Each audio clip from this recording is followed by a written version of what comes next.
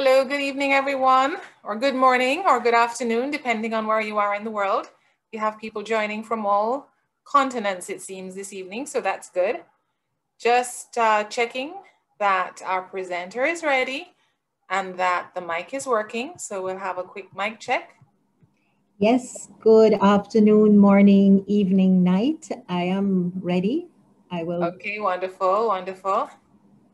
I'm seeing some familiar faces that I haven't seen for a long time joining us. Nice to see you all.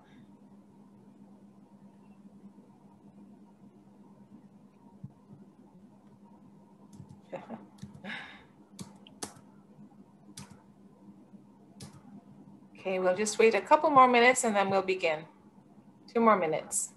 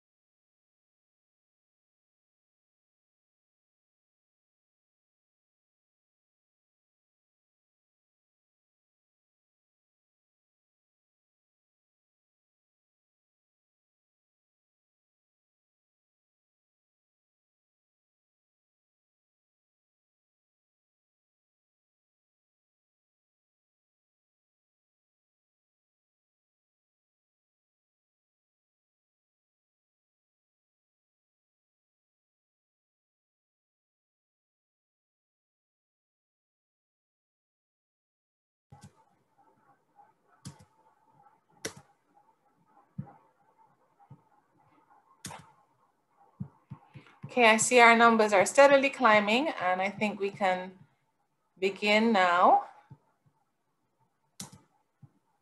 So on behalf of the Institutional Advancement Division at the UWI Regional Headquarters, I'd like to welcome you all to our inaugural Top Tier Talk. I am Celia Davidson Francis. I'm the Director of Alumni Relations for the University of the West Indies, and I'm responsible for the global alumni population. I'm very excited to bring you our first ever Top Tier Talk, which is designed to allow our graduates to hear from top UWI management about a topic of their choice that they feel is important and wish to share with you. These sessions will also give you graduates and UWI Pelicans an opportunity to interact with UWI executives, and they are a special part of our Soft and Life Skills series, which is a part of our Pelican Perks Advantage program. I know that you are really wanting to hear from our keynote speaker, and so we'll go right ahead now and introduce you to her by way of a short biography. Dr. Luz Longsworth is the Pro-Vice Chancellor and Principal of the UWI Open Campus, which is the online and flexible learning campus of the UWI. She also holds the portfolio of Pro-Vice Chancellor Global Affairs. She holds a doctorate in Business Administration in Higher Education Management from the University of Bath in the United Kingdom, a Bachelor of Arts in Spanish and French, first class honors, as well as a Master of Business Administration with a concentration in marketing from the University of the West Indies at Mona, and a Master of Arts degree in Hispanic Studies from Queen's University, Ontario, Canada. Her research focus is in the fields of virtual leadership in higher education, leadership development, and organizational transformation and change. Dr. Longsworth currently chairs several boards, including the UWI Press Board and the board of the UWI Open Campus Early Childhood Centers of Excellence. Keenly community-oriented, Dr. Longsworth has worked with at-risk youths in Western Jamaica, Belize, Barbados, and the British Virgin Islands, as well as served on the boards of several community-based organizations. As an honorary fellow of the Commonwealth of Learning since 2016, she is also involved in mentoring young women across the Commonwealth. She is fluent in Spanish with a good knowledge of French and German, and enjoys foreign language films, practicing yoga and Tai Chi, and is a voracious reader of biographies, historical novels, Latin American poetry, and leadership and inspirational literature. And I know that you will find her inspirational and extremely relevant this evening, or afternoon, or morning, depending where you are, as she talks about her topic, which is leadership in the UWI in a time of disruption. So over to you, Dr. Longsworth. We are really excited to have you. Thank you so much for being here with us today. Thank you so much, Celia. And I will be very informal instead of the Mrs. Davidson Francis. But I want to greet all of my fellow alumni of the UWI, of course, and to say how honored I am to, well, should I be honored or should I be a bit scared that I am the first person to kick off this series? That's a lot of pressure, but I will try my best. And I do want to thank you for inviting me to this new series of top tier talks. And I believe it's an excellent idea so that we can have our alumni interacting in a more visceral way with the executives of the university, and feel free to ask any questions. As Celia indicated, my topic this evening is leadership in the UWI in a time of disruption. And I will, of course, combine my loves, my love of leadership study and practice, and my love of the UWI, and of course of my campus, the open campus. So you will of course excuse me if I seem to be focusing a lot on the open campus, but that is the campus that I know, I love. I have worked with the open campus and its predecessor, the School of Continuing Studies, for over 17 years, but worked with other parts of the university for at least another 20 years. So I'll get right into it. I think you can see my screen. I hope so. And I will try to put this on presentation mode. It doesn't always work quickly, but it will eventually. So we're going to speak today about leadership in the University of the West Indies in a time of disruption. And really what I want to do is to share with you, not a lecture, but really just my personal experiences, the experiences of my colleague leaders, many of whom you will hear from in future top tier talks, but my colleagues in the open campus, and how we have been coping with the changes, the disruptions that have been occurring in our environment, in the region, in the university, and in the world. So as you can see, I have two images on the first slide. And the first image that I know everybody will recognize is, of course, the iconic, unfortunately, iconic image of COVID. But the second image, as far as I'm concerned, is much larger, and that is the resilience and the ability to overcome the various challenges that COVID and other similar incidents have really wreaked havoc on our university, our region, our students, and yourselves, many of you, I'm sure. And I use this one because this was an ad that our marketing office put out soon after the pandemic, and everyone was moving online, as you saw. But we had been online for a long time. And the tagline, "We got this," is really what inspires me when I start speaking about leadership in the university in a time of disruption. So just to set some context, I am going to define what I consider to be disruption, and I call it really disruptive change, because all disruption leads to some change, right? And I use the definition by Clayton Christensen, who many of you will probably know, coined the term when he was looking at industries that were being disrupted by technology. And he spoke about disruptive change as events that affect an organization in a fundamental way, resulting in usually irreversible changes to the way the organization operates. So, you know, he was talking about, for instance, the book industry with the introduction of an Amazon, or the taxi industry with the introduction of Uber and Lyft, the hotel industry with the introduction of Airbnb. So we've seen that many industries have been disrupted over the years. And some of you, I'm sure, will recognize some of these things. How many of us remember the ye old alarm clock where you had to press down, you know, the top so that it would stop alarming when you wanted not to wake you up? The camera, that size telephone, I think some of us still have one of those, and the laptop. And all of these have been replaced by one simple device, a mobile phone. And that has changed industries. It has changed the way people do business. It has revolutionized many, many approaches to the way we live. But there are some other things that cause disruption. And if I can get my next slide, some man-made disruptive changes. And, you know, this first one, many of us may not really think about it, but the 21st century really started in 2001 with the World Trade Center destruction, the terrorist attack, and it changed the way we did business everywhere. It affected airline travel. It affected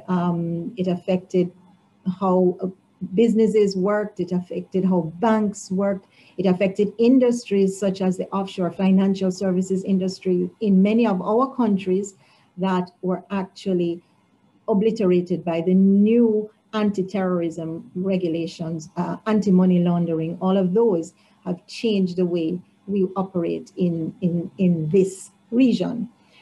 For us in the UWI, and especially in the UWI Open Campus, our campus has been called the most resilient, but it is also the most vulnerable, because our region is vulnerable to a lot of natural disasters. And indeed, every year, I'm only picking out one or two, but in the period that I have worked in the Open Campus, I would say pretty much every one of our countries has experienced some kind of natural disaster over the last 16, 17 years that I've been in this campus.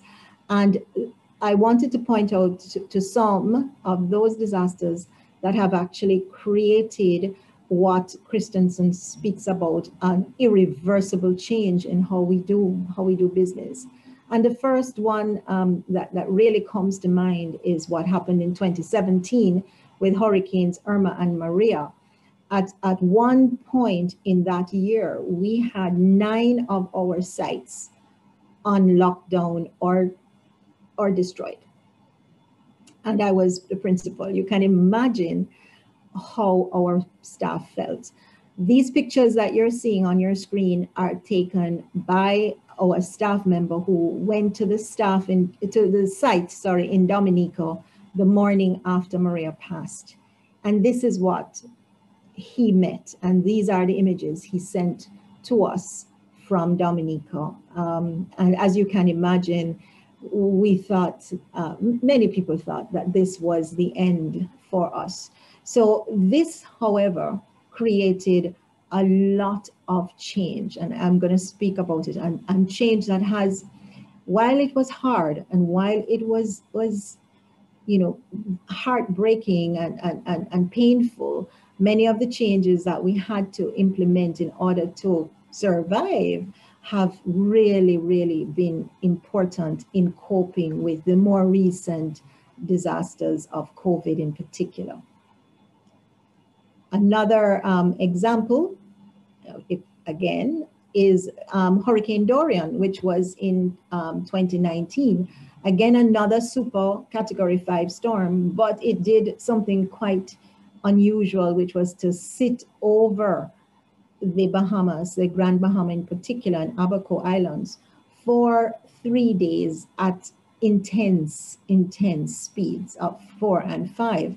And again, really wiping out, villages, townships, and livelihoods in those countries, in those parts of the Bahamas. So again, nature. And then much more recently, just a couple of weeks ago, the eruption of La Soufrière in St. Vincent and the Grenadines. And this, of course, is one of the countries that we serve within the open campus. We have over 500 students, open campus students in St. Vincent and the Grenadines. And in fact, we, UE-wide, there are over 1,000 students studying in all of the campuses. So this is a country that has quite a UWI presence. And we were so proud that it was our Seismic Research Center that provided the guidance to save lives. But this has again created a tremendous disruption for our campus and for the university, as students and their families and our staff cope with the dislocation caused by this. And then, of course, what we didn't even bank for was the ashfall that has blanketed not just St. Vincent and the Grenadines, but Barbados, and has also created a disruptive event in Barbados, as our staff, the university has had to close down the Cave Hill campus. Our staff are back to working from home. And the cleanup of this is a major challenge, especially as La Soufrière keeps erupting. So, and then the big one, which we've been coping with since last year, March, of course, COVID-19, and how that has changed so much. So many ways that we used to do things have been changed. But I'm going to speak of how the campus has led in change, and how the leadership of the university and of the UE Open Campus has really reacted and not just responded, but been proactive in preparing our staff, our students, and getting us through these crises. So what has all of this caused?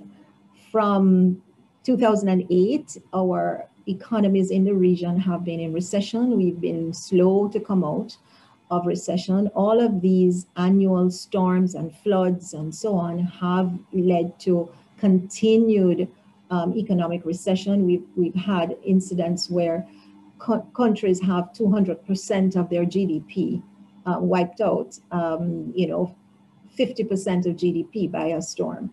So the economic recession for the region has been problematic. And that has led, of course, to difficulties in providing funding for higher education institutions generally, and certainly for the UWI. So that is another element of disruption in terms of our sources of revenue for the university. And of course, with economic recession, sources of revenue for our students who have to pay fees. With COVID, of course, we've seen a rapid move to online learning, and that has been tremendously difficult for all institutions that did not have an online learning background.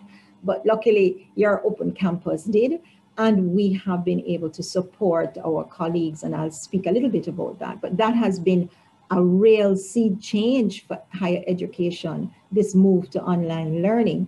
And I'll share with you something of a joke that I'd read in an article about 3 or 4 years ago, where the author of the article said that if somebody had gone to sleep in the 1700s and woke up in 2018, the article, and he would not recognize any industry. He wouldn't recognize the automobile industry. He wouldn't recognize any industry except higher education, and that he could still walk into a university and recognize that it was a university, because universities were so behind in how they adopted the technologies. So online learning has been a result of COVID, particularly in terms of its widespread use and acceptance. But the open campus, thankfully, was ahead of the curve. The university, as universities should be, was already forward thinking in 2008 when it started the open campus. And of course, the society is changing, and the type of jobs we've seen in various reports from the World Economic Forum and so on, that the types of jobs that are needed for the world are changing. Jobs are disappearing, and even since COVID, many professions have been threatened, and new ones have arisen. So we in the university, we need to be aware that this is changing the way we do business, and we also have to therefore respond to that change. We have to lead it. We can't have it actually just affecting us. So if we reflect on all of these things that have impacted, and now I go to the open campus specifically, but the university as a whole, but I'm going to become more personal now, as you know, as we're speaking among colleagues and friends. For me, on reflection, the keys to leading successfully in disruption, I have personally put together 4 elements that have worked for me. And I've put the acronym CARE, because in essence, that's what I believe makes a difference, that you care enough to ensure that you are able to lead people through these difficult times and to help them lead themselves. Let me not be foolish that it's only the leader that helps to change. Everyone has a big part to play in how we overcome disruptive change. So the first one is courage, and I'll speak a little bit about courage. The second one is attitude, and I embrace the sense of gratitude. So each time we have our leadership meetings in the open campus, we start with 5 minutes of gratitude giving. You know, we open it up to all of the leaders and we say, what are you grateful for today?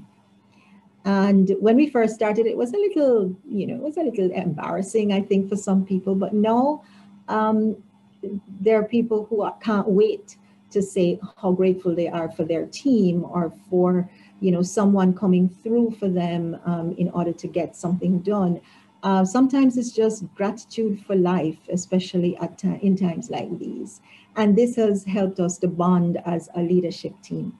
And then, of course, resilience, and I'll spend some time on resilience and empathy, because without empathy, you are not able to understand what the other person is going through, and therefore not able to help them to go through it and to get to the other side. So what does resilience look like? And I'll speak quickly to that. Here you see a photograph that is an iconic photograph. And my colleague, Dr. Severin, reminded me of this recently, this picture, because he's in the picture. He's, of course, in the orange shorts. And this was taken right after Maria in Dominica. And I showed you, I think earlier, the picture of the sign on the ground. And I had gone to Dominica to just check on the staff about 10 days after the storm, and when I could finally get there. And they were cleaning up the location, but the sign was still on the ground. And I was cheeky enough to say to the men there, let's raise the sign, let's push the sign back up, you know. And I think they all looked at me as if I was a little bit crazy, but they did it. And they propped the sign up against the roofless building that you see in the background there. But within a few minutes, people were passing on the road. There's a road that runs by there. And they stopped and they looked at the sign and they said, oh, so when is the university opening up again?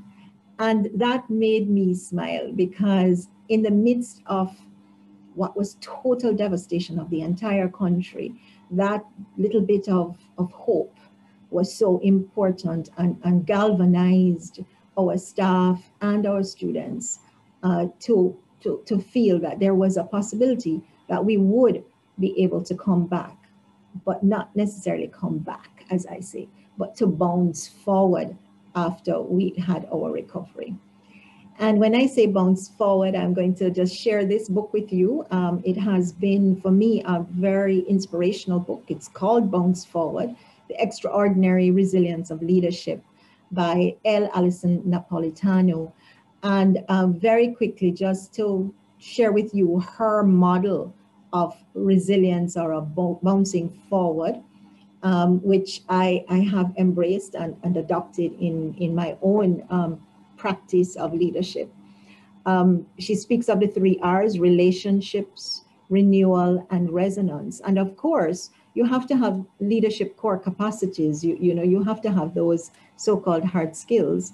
But she points to those 3 things that are very important when an organization is going through a crisis or when a leader is going through a crisis. And the first one is relationships. And to remember that first and foremost, people matter.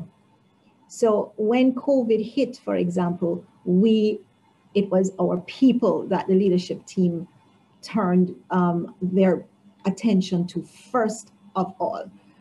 Yes, the bottom line and all of the things that you would normally be worried about, but we wanted to make sure our staff were safe, that they were out of harm's way, that our students were safe. And this has been what we do in each of our crises, that first, your people. Then, of course, develop your support networks. Who are the people? Our alumni. Thank you so much, alumni, because you always, after each of these crises, the first person I often hear from is Celia or Elizabeth Buchanan Hine to say, how can we help? The alumni want to know. And sometimes we're even too slow for you. And those are the kinds of support networks that we are so grateful for in terms of building resilient leadership. And be supportive of others. So the team has to support each other. The second R in that model is resonance. You can't just sit where you are. Once you're sure that everyone is okay, then you have to move people to action. What are we going to change? How are we going to get through this together? What are the things that we have to put in place in order to get through these things? And of course, as the leader, you have to regulate your emotions. You have to acknowledge them, as my colleague Cecile Minot would tell me, but still, how you respond, how you as a leader out there responds is important in terms of giving your team that support and that hope, which I'll speak of. Help other persons to regulate theirs. People are tense. In COVID, we have noticed, and I'm worried still about, an impending mental health crisis, because people are extraordinarily tense. They're extraordinarily on edge. And that leads sometimes to some very extreme behaviors that we've noticed in students and staff, and that we understand, however, comes from the stress. So then our relationship with them does not become, aggressive or not understanding. We regulate how we respond. And then transform adversity into positive action. And finally, renewal. Look for some level of work-life balance, feed your physical, emotional, intellectual, and spiritual self. Take care of yourself and take care and ensure that your other leaders take care of themselves. So I have adopted this, and I know that many of our leaders in the open campus and the university have adopted this model even without knowing that they're doing that. But what I want to share with you very quickly, as I know I'm probably running a little out of time, is how in all of what has happened in the open campus, how we were able to still, and how we are able to still move forward in delivering on the promises that we had made to our students, to our staff, to our governments, to our region. And I really want to give credit to the vision of our Vice Chancellor in creating this framework of the AAA strategy, because even in the time of disruptive change, there was this core of stability, of guidance that allowed us, even if we had to bob and weave a little bit and change the way we did things, it guided us in terms of the overall principles of access, alignment, and agility. And so quickly, just to share a few of the things that our leadership was able to accomplish in the midst of disruptive change, and some of the changes we made because of the disruptions. Here you see our our past and first principal spoke of this as a campus for the times, and it is indeed a campus for the times because of our robust online environment. So how were we resilient in the midst of COVID-19? Well, immediately I said we formed an emergency committee. There was a university-wide one and there was a UE Open Campus one, and that first focused on how to keep our staff and students safe, which included home-based work arrangements for all of our staff, deploying them back to home, sheltering at home, but also with equipment that could help them to continue to work. And you know, I'll tell you this, that the campus had a home-based work policy in place from 2015. And that's why, you know, sometimes hardships are good for you because we had put that in because we were running out of physical space and didn't have the funds to build new offices or to rent new offices. So we did come up with a home-based work arrangement for some staff. And we did have a policy in place that we were able to tweak, expand, and put in place in the, you know, in the blink of an eye. So in a way, this is one of the things that, that has come out of disruption. We were able to train, as I mentioned, our sister campuses. We trained over almost 1,000 lecturers from UE in how to pivot, I love the word, pivot quickly into remote teaching. We also reached out and trained for free over 700 educators across the region and in other parts of in the Eastern Caribbean and in other parts of the region as well. And how, with all of that happening, we were still able, with the flexibility, with the care of our staff, and with the understanding of our students and staff, we were still able to get everyone through the year after COVID. And people were able to complete their programs on time. It required agility, it required us adjusting, but we were able to do it. And we didn't see any loss of student numbers. In fact, we continued to grow in the open campus. When many institutions around the world were losing students, we were actually continuing on a growth path. And you can see that by the numbers there, 2019-20, we still grew by quite a good percentage.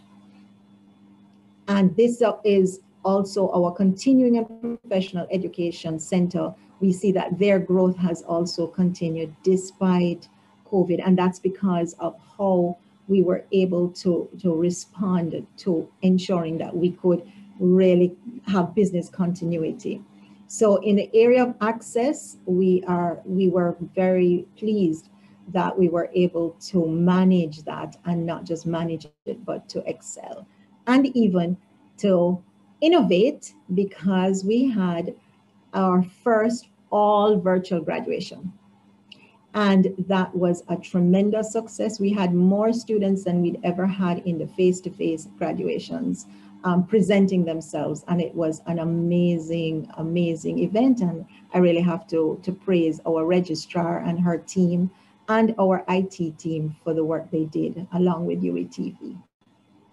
And we continue to salute our alumni. We still gave out our Pelican Awards. This was a year before when as Jamaican said, when outside was still keeping before COVID. This was the year before in Antigua and Barbuda. But we did continue to do our Pelican Awards even in the face of COVID. And the other A for alignment is how we as a campus respond to the needs of our communities. And surprisingly, even with the disruptions, or perhaps because of the disruptions, we were even more active. We had as a target having 7 engagements with our industry partners.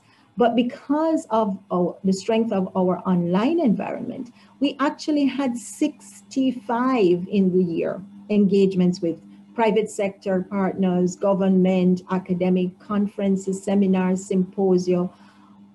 We did all of those online. I'm just going to scroll through these so you can see an example of the kinds of lectures, of partnerships that we had. Here you see one on decolonizing the education system, put on by the Hugh Shearer Labor Studies Institute and the National Council on Reparations, a talk that I gave to a partner with quite a wide Indian community from India.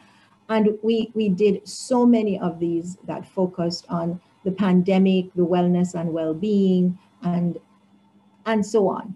So we were actually, because of this disruption, able to develop a whole new line of business, so to speak, of collaborating with partners for webinars, because we had the technical expertise, we have the organizational expertise, and we've become a sought after partner in this particular area. In the area of agility, again, we didn't allow COVID to make us lie down and die, and our marketing department put on maybe the very first ever online recruitment fairs, and we've been followed by our competitors ever since then. And this, I am sure, helped us to keep our student numbers. And our very energetic marketing and communications manager, Mr. Cleveland Sam, has started an entire series of taking us to the world with different programs when we talk access, as he calls it. And you see him here speaking about our sporting programs, about our science collaborations, and so on. In terms of our staff, again, we took advantage of the issues that we were having with COVID, with people staying at home. And we put on a slew of trainings for staff, and not only just training in the area of things like occupational health and safety, but also some personal webinars that would help staff to deal with some of the issues that they were facing, such as discussing COVID-19 with children, introduction to progressive muscle relaxation, music healing your soul. We did a whole poetry and writing series as part of the health and wellness elements of our care for our staff. However, where were times very hard and still are? Our financial challenges, of course. And this is an area of disruption that we now are grappling with, and we now have to change the way we finance ourselves, that is Open Campus and the university generally. And so we found that what COVID has done for us is really to bring even harder financial challenges. Much more difficult to collect student fees and government receivables. This leads to the impairments on our balance sheet, but we still have staff that we have to pay and take care of. So these are problems.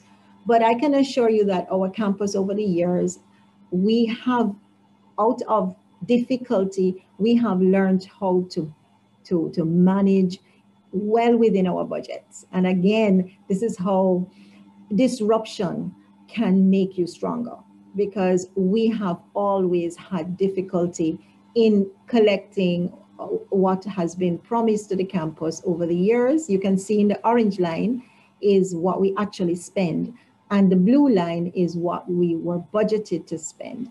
So this is over the last 10 years. So of course, when COVID came, we understood and we knew what was upon us, but it has been difficult. Here you will see, for example, the orange line again shows the growth in the campus's tuition and our focus on earning our own fees. And the blue is what was promised in terms of government contributions, and the purple is what was actually committed, what was actually received over the years. But again, in terms of disruption, you know, I guess as they say, what doesn't kill you fattens you, but I'm not sure fatten in this case is the best word. So out of COVID and all of these various incidents, we have now begun a reimagining of our campus. And of course, we've had to reduce our budgets and our expenditure, and we're doing so in several ways. Energy conservation, we're doing a strategic workforce review because we really want to unearth the talent that we have in the campus and put them in the best places to ensure the campus's survival and growth. We are re-engineering our academic and administrative processes. And of course, we're much more online now, so we don't spend as much on travel. The fallout has been some of the special initiatives that the campus had hoped to implement over the last year or two have been put on hold because there is no funding for these at the moment. So our library and information services to be expanded, renovating some of the sites. I know some of you will know that some of our sites badly need some infrastructural improvement. And one that is near and dear to my heart, implementing accessibility software for visual and hearing impaired users. But again, the Open Campus is moving ahead, and it is not allowing the crises to kill us, but rather to unleash innovation and out of the box thinking. So we've formed an internal sustainability and transformation task force, and they have been coming up with fantastic ideas as to how we can get our campus to be a lot more agile and lean. The leadership team meets weekly, and the primary focus is on our stabilization and transformation. We've reached out to our corporate community, remember to get networks of support, and we have a team that advises us. Of course, the strategic workforce review, and to really cap it all, the establishment of an endowment fund for the Open Campus by the alumni. I know led by Sandra Griffith Carrington, Celia Davidson Francis, Noel Morgan, and all of you who are already starting to donate. This is an amazing effort, and I thank you so much. We all thank you for what you are doing and what you will be doing to build the campus in the future. And of course, we have tremendous potential in various revenue generation projects. Many of you will have heard of our $25 million US dollar grant guarantee, not in cash, but we are receiving the equivalent in equipment, in licenses, and in training, some small amounts in cash, to develop an augmented and virtual reality laboratory, which is going to take our online learning, not just for the Open Campus, but for the whole university and the region, into the future. And we're very excited about that. We're also excited about going into Guyana and opening another Open Campus site, which will be funded by the government of Guyana. And we're very excited about the longer term future of moving into the global environment. So you can see that you can't remain where you are, even while you must be in the present, but you also have to look at the future, because it's in the future that gives us the hope. And here you have, as I mentioned, the Guyana strategy, and of course the partnership with Eon Reality, which has tremendous, tremendous opportunities for us. And as we speak on leadership, and as I end, I just want to share, because they're not here with me, the fact that, for the last year, these are some of the core leaders. There are some new persons in this team now, but these are some of the core people who have led this campus. And leadership is not about one person at all. Leadership is about everyone. Everybody is a leader, but these individuals have been tremendous. And the skill sets that they have been, they've been adaptable and flexible. They're lifelong learners, energetic and enthusiastic, visionary, communicative, empathetic. They've been coaching, mentoring staff. And we always remember that to be a leader, you have to have followers, and that in a sense, without somebody choosing you to be a leader, you're nothing, you're not really a leader. So we have to remember that. But we do know there are some challenges, unrealistic expectations from some, and burnout and demands on your energy and health. For us, sometimes you have to know when to step aside and let new leaders emerge and move forward. That is an important element of leadership, knowing when to allow others to lead. And then I end by saying, in times of disruption, leaders must primarily bring hope. And I quote one of the persons whose work I have read a lot, and I'm actually trained as a John Maxwell trainer, where he says, it takes no courage to be an optimist, but it takes a great deal of courage to have hope. You need to believe you can make a difference no matter who you are, where you are, and with whatever you have. You must have hope and believe in yourself. And this is from his most recent book, Change Your World. And one of the things that I would say is that in UE, we have hope because we are making a difference in the lives of thousands and thousands of young people who are the ones that are going to make the real changes in this region. I thank you so much for your generous listening to this talk, and I look forward to your questions and your comments. And there you have our students really celebrating, and that's why we do what we do as leaders. Thank you, everyone. Thank you very, very much, Luz.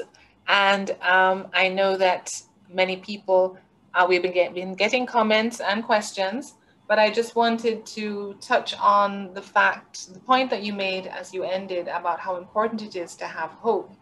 And this made me think of a couple of the things that you mentioned that I think have had a great impact on the region. And that is the core strength, I believe, of the open campus, because as you are online and have adapted so quickly to the situation we now find ourselves in, I think many, many more people are coming to the open campus. And you mentioned that the open campus assisted over 1,000 of our UE staff to pivot very quickly so that they could adapt to remote learning. And for some, it was something that is totally new to them. So this was a very important factor. And then in addition, the UWI Open Campus was also able to help 700 educators for free across the region, which shows the impact that the university has. So I don't know if you want to say anything further about that in terms of the impact that you continue to have. But I do want to point out that we did have a comment that from Carmen Nicholas in Florida, saying that she's delighted to hear that enrollment was not affected negatively by the pandemic. So great going, Dr. Longsworth and team. But I think perhaps, have you found that more students are now looking at professional courses, or is there a mix? What has been the impact and what has been the change in what you've seen? Well, the growth in continuing and professional education has started some time ago, and that's a reaction to the changing nature of our economies and the world of work. Particularly for our male students, we find that the balance is better. It's still not 50-50, but the balance is definitely better in continuing and professional education courses, shorter courses, more targeted, more vocational type of courses. So we've seen that growth. It is still maybe too early to see whether the recent crises will lead to even more exponential growth, but from all indications, it has not slowed it down. So you can see that we've way exceeded our targets for continuing and professional education. In terms of online learning, this is now going to be the test for CPE, as we call it, because some of the research that we had done early showed that persons who were doing shorter courses, professional courses, preferred a face-to-face environment. Now with COVID, we have switched our CPE courses to online. And so we are monitoring that to see whether that creates any change, whether it creates a growth, or whether people will pull away because it's usually the more mature persons that are doing CPE.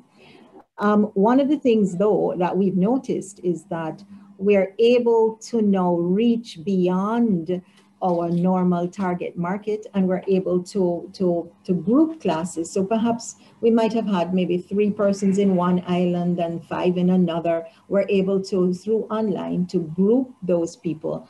And also we're getting people from the diaspora who want to do some of our CPE courses. So I think, you know, again, the disasters have created opportunities for innovation.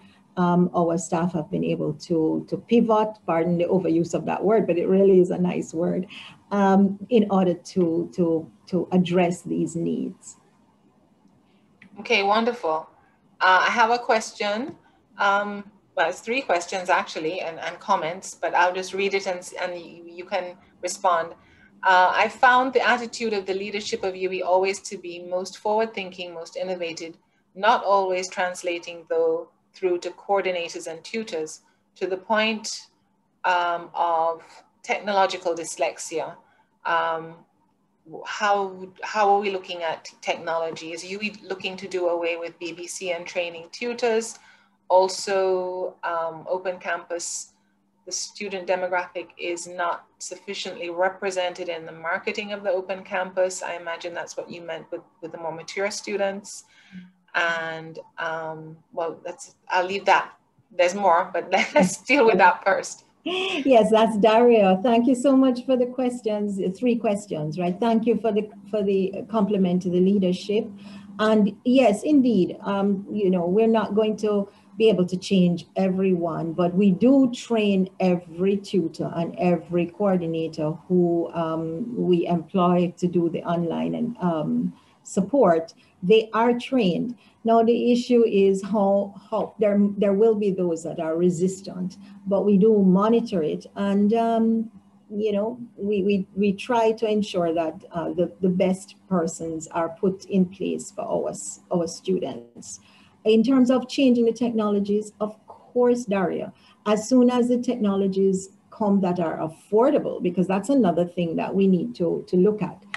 For our region, we have to be careful what technologies we adopt. One, whether they're affordable and sustainable in terms of our own economic circumstances. That is something we have to look at. So while we would have wanted to adopt, you know, the best and latest and cutting edge technologies, we have a reality that we're living within, and that is some things we can't afford. Other things are not necessarily in the best interest of our students, given in the region the lack of adequate bandwidth for some students, the fact that some of them don't have the kind of equipment that could download, you know, a great deal of images and so on. So what we've been doing is looking at new technologies, and we have been using new technologies. We are using Zoom. We do have Canvas, and we've been piloting Canvas as well.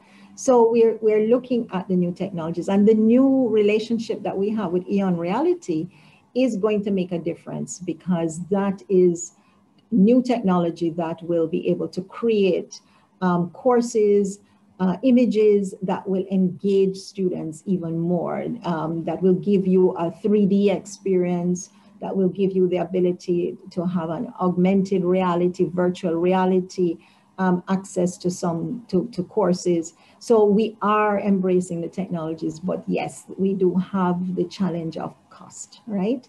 So in terms of marketing demographic, I guess you mean in terms of the images. Thank you for that. I will pass that on and say, yes, you're right, that perhaps we need to look at some of the images.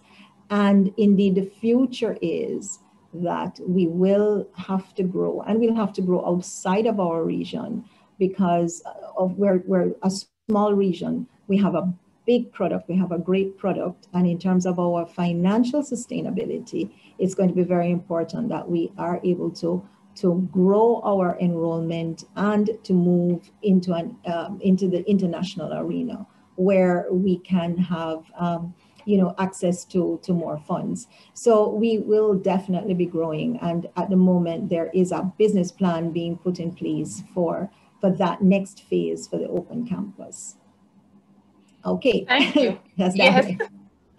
And several persons have mentioned basically the disasters that we've been experiencing in the region. And Darren Bodkin says he's very proud of the UE collaboration with the various CARICOM governments in addressing the disasters this past year, and with the COVID-19 task force, and working together collaboratively and sharing the knowledge that the governments would need. Kathy Lynn also mentions that disasters are going to increase, and Yes. feels that leaders need to focus on disaster protection and be proactive. Perhaps you could address, things like that. Right. Yes, and I want to speak to Kathy, my dear friend. Kathy, thank you for coming to this. And she is a diehard UE person. Her mom used to teach at the Mona campus in the English department, and I remember her mother with great love. But Kathy is very passionate about this, and I agree, Kathy, that we are being much more proactive. In terms of what I have seen over the last 30 years of involvement with the university. I mean, my first UE disaster was Hurricane Gilbert with Professor Layla, Kathy. And from that, we have learned quite a bit. But the disasters, as you have pointed out, have been changing in nature and intensity. And so we learn each time, but we are proactive. In terms of the open campus, we have things in place. We have a protocol now in place that we never had before. And we know immediately what to do and with our students in terms of their academic progress once there is disruption. And that has been maybe 10, not as much as 10 years, maybe about 6 years in the making, and it has been refined each time there is something. In terms of disaster preparedness, the university leads in that area and has a disaster risk management institute, an institute for sustainable development. We're leading not just the region, but the world in the whole issue of climate change. I think our key issue for us in the region is really access to resources. If you think of our Seismic Research Center and the work that they're doing, but they're still quite under-resourced when you compare us to let's say a North American or European equivalent. And that is really the issue. It is making sure that the university, through its excellence, is able to show the world that we deserve the resources and that we can make a huge contribution, not just to our region, but to the world, as we've seen with Dr. Taylor and his climate change group. So a lot of it has to do with resources.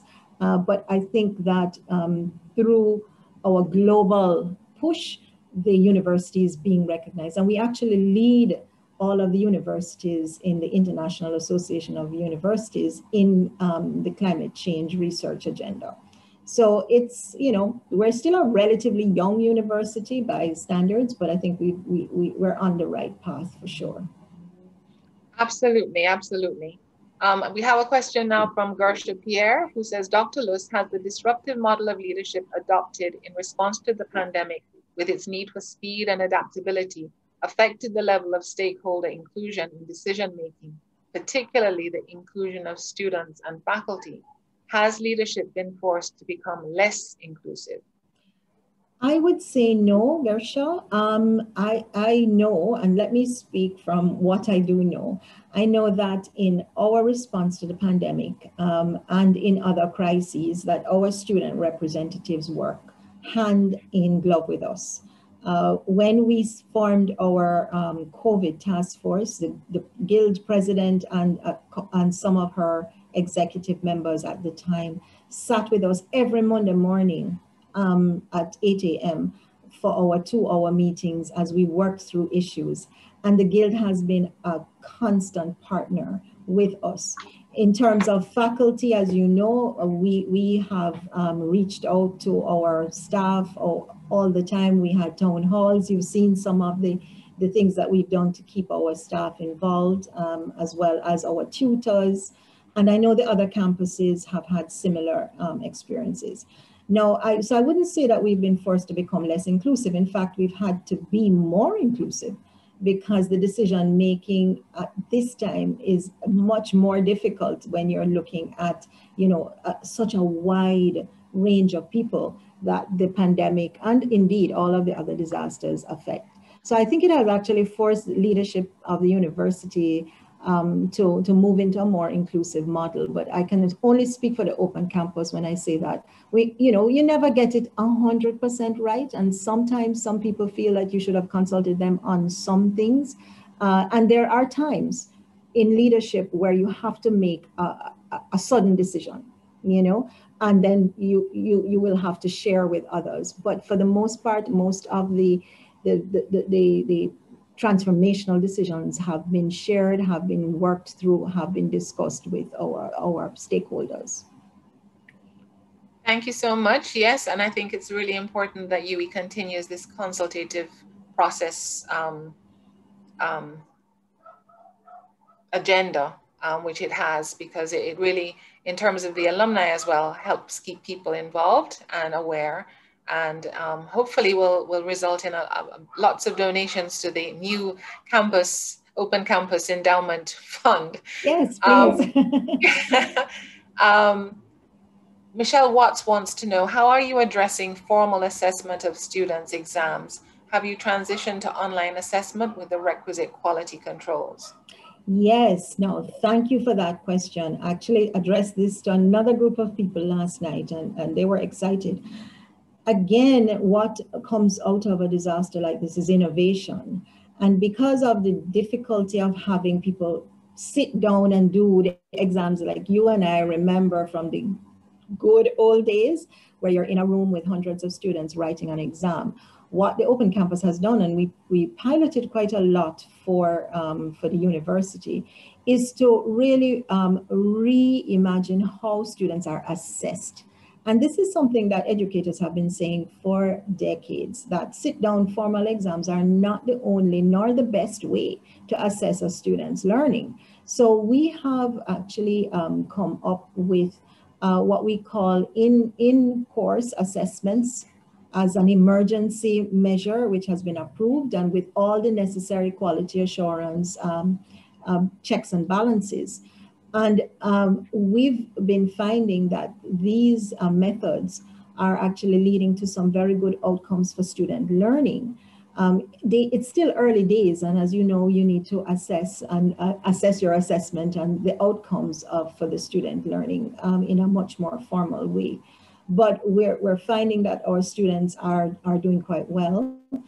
Surprisingly, we did try to do online exams with proctoring, and there are some, but in terms of the e-proctoring, that hasn't been as successful as we had hoped. So we have relied quite a lot on written exams, and some of them are done in a prescribed time, and they're designed in such a way that the student's response really has to be out of his or her own learning experience rather than through plagiarism. And of course, we have the plagiarism software, or through cheating. And so it's actually easier, I think, to cheat in a sit-down exam than it is with some of these that I'm seeing our excellent tutors and coordinators setting. So yes, we are transitioning to new methods of assessment, and we are looking at, as the technology develops, online proctoring, and to see how that can work for those examinations where you do need to have, a sort of synchronous period where the student is sitting in front of, let's say, a camera being looked at. But I think this is going to change the way we look at assessment and the way we teach. And for me, that's a huge benefit of this crisis. I'm sure it will be a huge benefit for a lot of people. That's exciting news. Okay, and we have Simone Michel, who is asking, are there new professional courses being explored to provide across all open campuses, given the many new areas and skills demand since COVID-19? If so, what are these areas and skills being examined to meet existing and future demand? Well, I wouldn't say that it is since COVID-19, but what I refer to as Industry 4.0, this new world, this new virtual digital world, we're definitely moving in that direction. I'm giving you a little bit of a hint. We have a partnership that will be signed off on shortly with an Indian organization, and they have a suite of short courses that are relevant to the skill sets needed for the new workforce. And some of these are technology-based courses, but a lot of them are actually what are called soft skills. You're talking about communication, you're talking about emotional intelligence, because the research is showing, that skills are easy to learn. The internet is full of free courses, but what is not easy to learn is actually how to lead, how to get a team to work, how to collaborate. Those are some of the courses that the post-COVID world needs. And those are the courses that we are pushing already and will be pushing even more in the next few years ahead. Thank you so much. Well, I think everyone will agree that this has been a very, very good first inaugural top tier talk, and that we've had wonderful interaction. I should just mention that we have folks online from Trinidad and Tobago, Antigua, Jamaica, St. Kitts and Nevis, Grenada, and others as well who I haven't seen yet in the chat.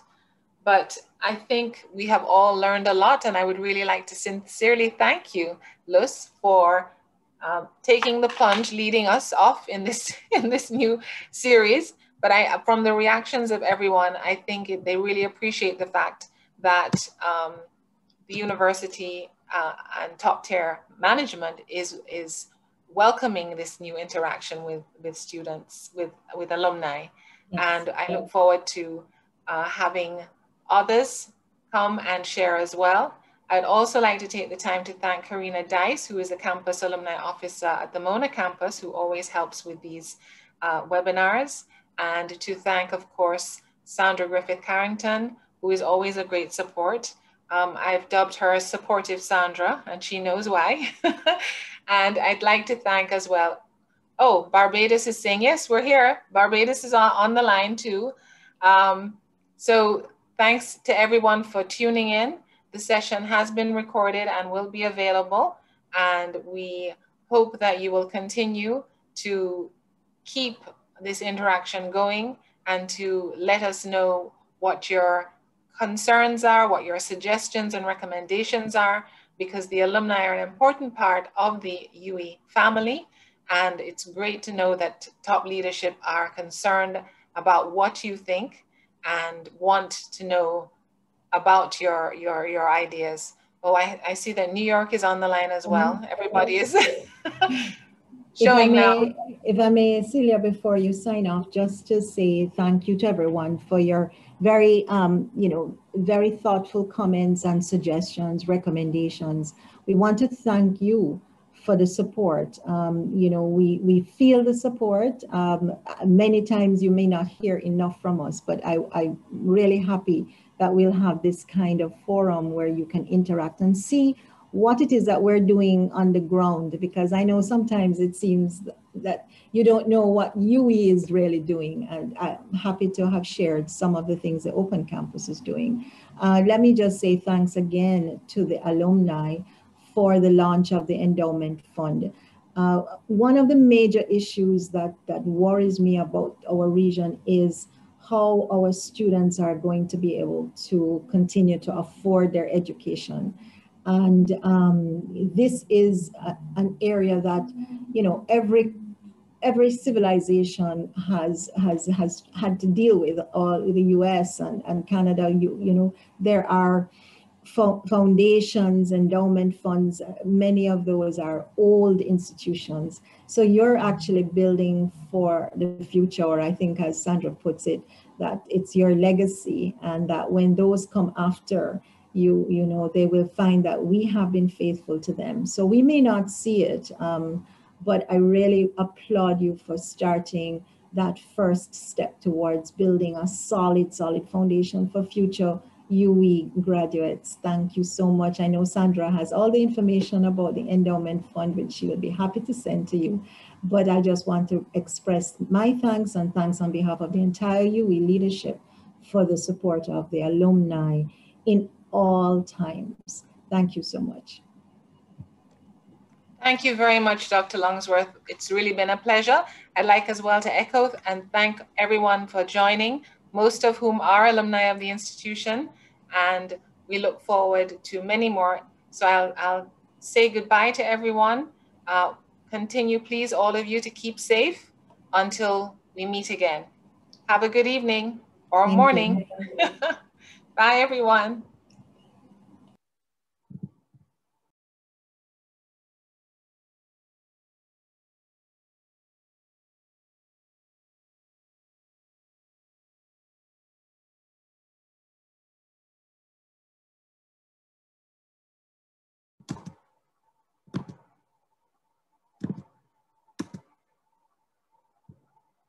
Hi, Lloyd. Can you hear me?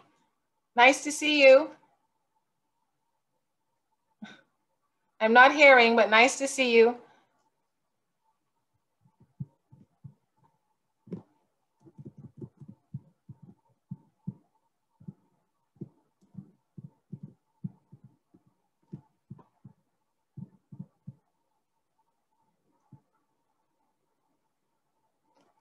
Take care, Sherlyn. Bye, everyone. Thanks again, Karina.